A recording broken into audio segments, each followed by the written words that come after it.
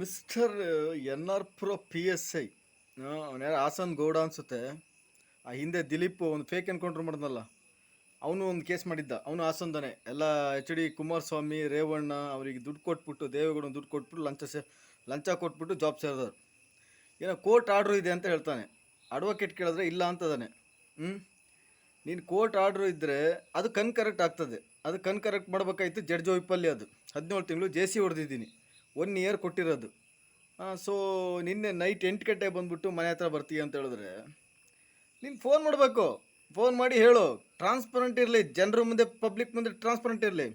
ಇದು ಗೃಹ ಇಲಾಖೆ Parameshwar and Siddaramaiah direct accuse. Actually ನಿನ್ನ ಗೌರ್ಮೆಂಟಲ್ಲಿ ಆಗ್ತಾ ಇರೋದು ಇದು. ಇಲ್ಲಿ ನಾನು 10 50 ಜನ ಪೊಲೀಸ್ನವ್ರು ಬಂದರೂ ನಾನು ಬರ್ತೀನಿ. ಮನೇಲಿ ಇದ್ದವರಿಗೆ ತೊಂದರೆ ಆಗ್ತದೆ. ಇದೆಲ್ಲ ಮಾಡ್ತಾ ಇರೋದು ರಾಂಗ್ ಇದೆ.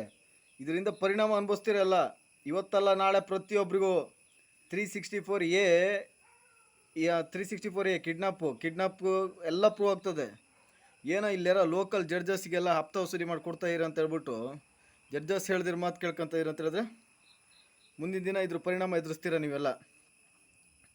Right information to my country public. ಅದೇ ಇವತ್ತಲ್ಲ 10 ಜನ ಅಲ್ಲ 100 ಜನ ಪೊಲೀಸ್ನವ್ರು ಬಂದರು, ಕರಪ್ಷನ್ ಪೊಲೀಸ್ನವ್ರು ಬಂದರು. ಕಾಕಿ ಬಟ್ಟೆಗೆ ಮರ್ಯಾದೆ ಕೊಡೋದು. ಸಂವಿಧಾನ ನಿಂದನೆ ಮಾಡೋನಿಗೆ ಕತ್ತೆ ಏಜ್ ಆದರೆ ಏನಂತೆ, ನೀನೊಬ್ಬ ಒಂಡ್ರು ಕತ್ತೆ ಅನ್ನೋದು ಸಾಕ್ಷಿ ಸಮೇತ proved. Right information to Supreme court.